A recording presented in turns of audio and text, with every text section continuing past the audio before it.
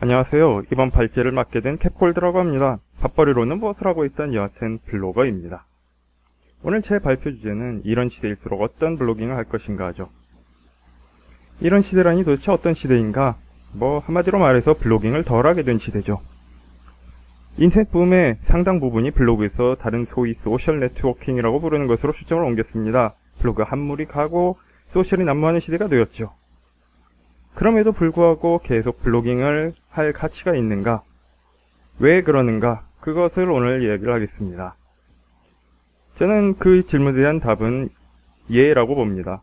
다만 무엇에 좋은지 장점을 파악하고 현재 상황에 적합하게 활용한다면 말이죠. 우선 가장 먼저 따지고 넘어갈 것은 먼저 블로그는 애초에 무엇을 충족하는 것인가? 그것부터 생각을 해야 합니다. 아시다시피 오늘날은 개인 대 개인 미디어라든지 매스미디어 그런 것에 발전에 가려져 있던 다수 대 다수 미디어 기술이 인터넷 덕에 급격하게 발전해온 시대입니다. 이런 시대에 개인들이 그런 미디어를 활용하고자 하는 것은 크게 두 가지 동기가 있다고 저는 가설을 세웠습니다. 바로 영향행사 그리고 반응. 이것을 반영한 미디어 형태를 키워드로 바꾸어서 이야기를 하자면 이렇게 두 가지입니다. 첫 번째, 1인 미디어입니다. 혹은 꼭 1인이 아니라도 소수팀 미디어 정도도 충분하겠죠. 1인 미디어는 영향행사라는 동기를 가지고 있습니다. 다시 말해서 세상 일에 대해서 개입의 효용성과 효능감을 강조하는 거죠. 내가 세상에 무언가 의미를 만들 수 있다. 내가 세상에 무언가를 바꿀 수 있다. 그렇기 때문에 내가 원하는 이들에게 쉽게 나의 내용물을 전달하는 게 가장 중요합니다. 한마디로 도구로서의 합리성이 미디어의 좋음과 나쁨을 따지는 기준이 되는 것이죠. 다른 하나는 바로 소셜 네트워킹입니다. 요새 그렇게 주목을 받고 있죠. 소셜 네트워킹의 동기는 한마디로 반응에 대한 동기입니다. 나의 사회적 맥락, 내가 나의 주변 사회적 관계 속에서 어떤 위치다.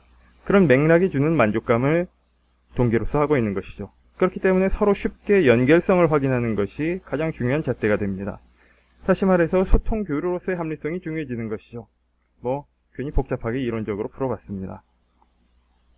하나의 가지에서 나왔으나 초창기 웹의 홈페이지라고 불렀던 그 HTML 텍스트 덩어리는 어느 정도 시간이 지나서 데이터베이스 기술과 만나면서 두 가지 중요한 기술을 만들어냈습니다. 하나는 웹 게시판이고 다른 하나는 회원 관리죠. 웹 게시판의 경우 게시판 바탕의 개인 홈페이지의 붐으로 이어졌고 그것이 여러 가지 진화를 거쳐서 결국 현행 블로그 형태까지 왔습니다. 반면에 회원 관리라는 요소는 프로필 검색이나 작은 모임 등 여러 가지 이제 사람을 연결시켜주는 기능들을 점점 더 발전을 시켰고 그게 여러 진화를 거쳐서 현행 소셜 네트워킹 서비스의 형태가 되었죠. 즉 연결 측면이라는 것은 주류 SNS, 즉 사람과 관심 그룹을 찾아 연결하고 서로 소식을 업데이트하는 그런 형식으로 현재까지 발전해왔고 반면 1인 미디어라는 측면은 현행 블로그 방식에서 정점을 찍었습니다. 현행 블로그 방식의 가장 중요한 특징들이 몇 개가 있죠. 일일 보고 양식, 문자 그대로 로그를 하는 것이고 그 모든 것을 축적하고 그런 것들이 서로 트랙백을 통해서 블로그 사이에서 연결이 되고 그 퍼마링크, 즉 쉽게 간단하게 고정된 링크 주소를 줌으로써 간단하게 서로 연결을 할 수 있게 되었습니다. 인용을 할 수 있게 되었습니다. 단, 앞서 말한 그 두 가지 1인 미디어와 소셜 네트워킹은 배타적 범주 구분이 아니라 그냥 기술적인 편향에 불과합니다. 축구로 예를 들어보죠. 공격수와 수비수가 있습니다. 그렇다고 해가지고 수비하던 사람이 골을 넣는다고 해가지고 혼나는 것도 아니고 공격하던 사람이 그 상대의 공을 막아낸다고 해가지고 무슨 반칙이 되는 게 아니죠. 사실 양쪽 측면을 같이 지니는 것이 굉장히 흔합니다. 예를 들어서 1인 미디어 생산을 기반으로 소셜 교류를 하는 거라든지 말이죠. 그래서 유튜브나 플리커 같은 사이트에서 서로들 자기가 직접 찍고 만들어낸 동영상과 사진을 올리고 거기에서 서로 답변을 주고받으면서 친해지는 경우가 얼마나 많은데요. 하지만 기술의 편향에 따라서는 더 편리한 사용법이 있습니다. 그리고 사용법이 내용을 유도해내기도 하죠. 예를 들어서 같은 돌도끼에서 발전했지만 도끼로 발전한 경우는 나무를 패는 것에 특화되어 있고 식칼로 발전한 경우는 요리용으로 먹을 것을 자르는 것에 특화되어 있습니다. 물론 거기에 거스를 수도 있습니다. 도끼로 요리를 할 수도 있고 식칼로 나무를 팰 수도 있죠. 그리고 사실 거슬러 보기도 해야 새로운 발전도 만들어질 수 있습니다. 하지만 각각의 용도를 제대로 파악하고 각각의 장점을 파악하고 잘 활용할수록 더욱 훌륭한 완성도를 추구할 수가 있게 되는 것이죠. 자, 여기서 다시 이제 블로그 얘기로 돌아옵시다. 블로그는 그래서 무엇에 유용한가? 블로그의 장점이란 무엇인가? 물론 블로그 자체도 꽤 다양한 범주지만은 아주 간단히 얘기해서 이런 식으로 압축할 수 있습니다. 첫 번째는 종합적인 콘텐츠 연출이죠. 다시 말해서 내 콘텐츠는 내가 관리한다는 말입니다. 소셜 네트워킹에서는 대체로 수용자 측이 정보를 조합하고 받아들이는 방식을 만들어냅니다. 즉 큐레이팅을 합니다. 모든 것은 이제 전문용어로 탈꾸러미화 된다고 하죠. 즉 내 주제는, 내가 쓴 콘텐츠는 그들의 손에서 하나의 재료로서 제조업됩니다. 그게 나쁜 게 아닙니다. 그건 아주 사실은 어떤 면에서는 굉장히 좋은 면인데, 하지만은 거꾸로 내 블로그에서는 내가 연출하는 내 꾸러미가 됩니다. 간단히 비유하자면 음악에서 싱글과 앨범 개념으로 얘기를 할 수 있겠죠. 싱글로서 훌륭한 노래일 수가 있는데 앨범으로서 기승전결을 만들어서 아주 우수한 컨셉트 앨범을 만들 수도 있는 거죠. 물론 그렇게 하지 않는 경우도 굉장히 많지만, 예를 들어서 제 블로그를 보겠습니다. 제 블로그를 바로 들어가 보면 그 헤더 자체부터 대체로 딱딱한 문자밖에 없을 것이라고 대놓고 보여주고 있고, 번역기 같은 실험적 툴도 달아놓고 카테고리도 돼 있고, 축적된 글들이 줄줄 올라오고, 트윗도 연동돼 있고, 사운드 트랙도 하나 연결해 놓고, 프로필 그림도 일부러 살짝살짝 돌아가게 만들어 놓고, 이 블로그의 방향성 맥락 그런 것도 주저리 다 한꺼번에 배치해 놨습니다. 이 화면을 보는 순간, 아하, 이 인간은 이런 식으로 이야기를 하는 사람이겠구나 라는 그런 감이 잡히는 거죠. 안 잡히면은 어쩔 수 없습니다. 두 번째 장점은 바로 아카이빙입니다. 즉, 아카이빙은 축적과 참조라는 두 가지 기능을 포함합니다. 다시 얘기해서 보존과 접근 가능성이라는 두 가지죠. 이 두 가지가 전부 갖춰져 있어야 좋은 아카이브라고 할 수 있습니다. 즉, 분류, 검색, 우연, 기타 등등에 의해서 자꾸 이전 글들을 다시 만나볼 수 있어야 합니다. 과거를 찾아볼 수 있는 매체라는 것이죠. 때로는 날짜별로, 때로는 주제 카테고리별로, 때로는 태그에 기반해서, 때로는 누군가의 추천, 혹은 인기글, 혹은 그냥 단순히 우연히 랜덤으로 말이죠. 그렇기 때문에 공감에서 밀려나도, 즉 현재의 즉각적인 감성의 동조라는 공감에서 밀려나도 이성적인 납득에 호소할 수 있는 가능성이 조금 더 높아집니다. 왜냐하면 찾아볼 수가 있거든요. 그리고 찬찬히 읽어볼 수가 있거든요.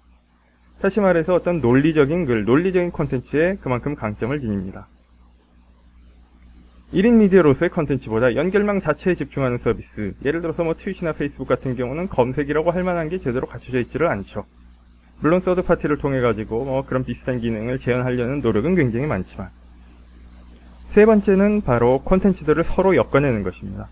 하고 싶은 대로 마음껏 콘텐츠들을 맥락화할 수 있죠. 트랙백이든 인용 링크든 주제글 묶음이든 개별 추천이든, 혹은 블로그 토론을 통해서, 즉 트랙백을 업어가서 새 포스팅을 할 수가 있습니다. 민노씨라는 아주 훌륭한 블로거가 이야기하시는 그 발화점이라는 용어가 있죠. 혹은 토론 정리를 다시 후속 포스팅으로 올리는 것도 간편합니다. 이 세 가지 장점은 즉 관계보다 내용이 강조된다는 것입니다. 즉 컨텐츠 자체가 중심이 될 때 블로그는 가장 좋은 활용도를 지니죠. 하지만 퍼가염보다는 특히 자기 콘텐츠를 만들 때 더욱 적절합니다. 하지만 이런 장점이 있다고 해가지고 블로그를 위해서 블로그가 최고니까 그것에만 몰두하자, 그런 얘기가 아닙니다. 함께 활용하는 게 중요하죠. 어떤 내용을 소통하고자 하는 게, 그래서 어떤 그 영향력을 끼치고자 하는 게 목표라면은 연계 플레이가 바람직합니다. 1인 미디어인 블로그를 적절하게 활용하고 소셜 네트워킹의 유통 기능이라든지 혹은 다른 좀 더 전통적인 매체 공간들, 특히 전문 지면들도 함께 사용해서 장점을 살리는 게 바람직하죠. 예를 들어서 트위터와 블로그와 전문 지면, 이 세 가지를 가지고 한번 조합을 해봅시다. 트위터는 실시간 유통력과 압축된 반응을 수집하는 것에 강합니다. 또 블로그는 생각을 자유롭게 구축하고 마음껏 풀어놓는 것에 강합니다. 내 맘대로니까요. 세 번째는 전문 지면, 즉 리뷰와 편집 작업 등을 거치기 때문에 그 경우는 발상을 정제된 형태로 걸러내는 것에 강합니다. 그래서 일종의 이상적인 흐름을 생각해보자면 트위터에서는 떡밥을 좋아합니다. 그리고 약간의 피드백을 받죠. 그 뒤 그것을 블로그와 전문 지면으로 넘깁니다. 블로그에서는 살이 붙은 풀 버전을 공개하고, 그것은 이제 또 정지해서 전문 지면에 기고할 수도 있습니다. 혹은 순서는 왔다 갔다 할 수 있겠죠. 이 사이에도 여러 가지 중간 단계가 있습니다. 예를 들어서 제가 연초에 계속 집중했던 미국 위스콘신의 노동권 투쟁 사건을 이야기해 봅시다. 저는 우선 트위터상에서 위스콘신 노동권 수호 관련해가지고 실시간으로 일어나는 일들을 중계를 했습니다. 그것은 이제 화제성을 촉구하고 단편적 함의들을 개진하고 반응을 수집하는 용도였죠. 그 추억 스토리라고 그 트위터들을 묶어서 하나의 스토리로 묶는 서비스가 있습니다. 그걸 통해서 이제 하나의 포스팅처럼 만들어냈죠. 그리고 그와 관련된 그 내용을 바탕으로 시사 잡지에 기사를 게재했습니다. 이것은 정제된 형태로 더 많은 독자들과 접촉할 수 있는 계기가 되었죠. 그리고 블로그에는 여러 가지 풀 버전을 공개했습니다. 분량 제한이 없고 한국 현실에 대해서 정제된 형태보다도 훨씬 더 많은 함의들을 뿌려낼 수가 있는 것이죠. 물론 현실은 그렇게 이상적으로 풀리지 않습니다. 예를 들어서 트위터로 이야기를 풀다 보면 블로그를 쓸 여력이 감소합니다. 우선 첫 번째는 당연히 시간이고, 시간이 부족하니까요. 두 번째는 집중력입니다. 블로그에는 더 엄청난 것을 써야 할 것 같다. 트위터로 간단한 아이디어들은 다 풀었으니까 블로그에는 뭔가 엄청난 걸 써야 될 것 같습니다. 세 번째는 열의입니다. 적당한 수준의 발언으로 적당한 수준의 빠른 반응들을 자꾸 받다 보면은 더 자세하게 이 말은 꼭 하고 싶었다라는 그런 심경도 그만큼씩 더 식어나가죠. 또한 블로그에 먼저 쓴 것에 대해서는 돈도 들어오지 않잖아요. 그런데 그렇다고 해서 전문 지면용으로 써서 결국은 수익을 낼 것만 처음부터 생각하면은 블로그 콘텐츠로서 재미가 없어집니다. 아주 큰 딜레마죠. 나아가 여러 기술적인 요건들도 잘 안 받쳐주는 경우가 많습니다. 블로그 콘텐츠들 사이의 연결성이 화제성이 기반인데 메타 블로그들의 아카이브 능력이 턱없이 부족한 경우들이 많습니다. 예를 들어서 포털이나 메타 블로그 서비스들 다양성이 없이 그냥 사람들의 그냥 단순한 클릭에 의한 그런 식의 소위 말하는 크라우드 기반으로 랭킹을 해서 인기글을 만듭니다. 그래서 주제들이 굉장히 협소해지죠. 혹은 주제 묶음 알고리즘 자체도 걸음마 수준이고 포털과 개인들 모두 원본보다 퍼가이언 버전을 훨씬 더 선호하고, 그리고 가장 중요한 게 각 개인들도 태그 기능을 마치 무슨 예능 프로 자막처럼 써먹는 그런 경우들이 굉장히 많죠. 하지만 블로그의 미덕을 살리려면 내가 하나의 미디어가 되어 내용을 만들어내고 싶다 라는 굉장히 원초적인 동기부여를 더욱 강하게 밀어야 할 필요가 있습니다. 예를 들어서 이런 것들입니다. 제도화된 언론에서는 못하는 유연한 혼합, 이게 애초에 블로그의 강점이었죠. 안팎으로 관련 링크도 잔뜩 연결하고 수정 판본도 계속 갖고 예정글도 다시 살리고 이런저런 다른 매체 양식과 툴만 나오면 바로바로 이거저거 접합해보는 이런 재미를 강조해야죠. 두 번째는 전문 지면에서 못하는 내지르기입니다. 내 블로그에서는 내가 기준입니다. 그 기준이 꼭 객관성일 필요는 없죠. 다만 가급적이면 귀는 열고 수정과 발전 그런 것은 제발 좀 해야 되겠지만. 세 번째는 아카이빙 기능입니다. 앞서 설명했듯이 다른 서비스에서는 그만큼 잘 해낼 수 있는 방법이 없습니다. 블로그적인 접근을 함으로써 성공적인 저 개인적으로는 꽤 쓸만했다라고 생각하는 경험들이 몇 가지가 있습니다. 첫 번째는 백투더소스 캠페인입니다. 이것은 출처 확인과 명시와 출처를 문의하는 그런 것의 중요성을 강조하는 캠페인인데 주로 블로그를 중심으로 확산이 되었죠. 참여 블로그들이 배너를 달고 관련 포스팅을 하면서 유포가 됐습니다. 이렇게 직접 참여해서 포스팅을 올리고 동의를 자기의 말로 풀어내게 하는 것은 트위터에서 RT나 페이스북에서 라이크 버튼을 누르는 것과는 전혀 다른 차원의 능동성을 가지고 있습니다. 혹은 진보지식 생태계 프로젝트라는 것도 전에 한번 제가 추진한 적이 있습니다. 이것은 진보적인 사회를 만들기 위한 지식의 생산과 유통과 사용에 관한 틀거리를 제안한 것이었는데요. 일종의 블로그적 혼성이었습니다. 학술 논문으로 내기에는 아무리 실용적이라 할지라도 규범적인 가설들 수성이고, 또 정책 보고서로 내기에는 개별 프로젝트를 모두 기획 완성한 후에나 성사할 수 있는 것들이고, 하지만 블로그를 중심으로 작성했기 때문에 당장 대화를 시작할 수 있었던 것이 아이디어를 유통하고 사람들의 뜻을 모을 수가 있었습니다. 언젠가 1인 미디어의 동기를 블로그보다 더욱 우월하게 재현하는 도구도 등장할 겁니다. 그리고 정착을 하겠죠. 그것이 무엇일지 지금 이미 단초가 있을 수도 없을 수도 있습니다. 위키든 텀블러든 뭐든. 하지만 적어도 오늘은 아직 그날이 아닙니다. 그 전까지는 블로그의 장점을 명심하며 유용하게 잘 씁시다.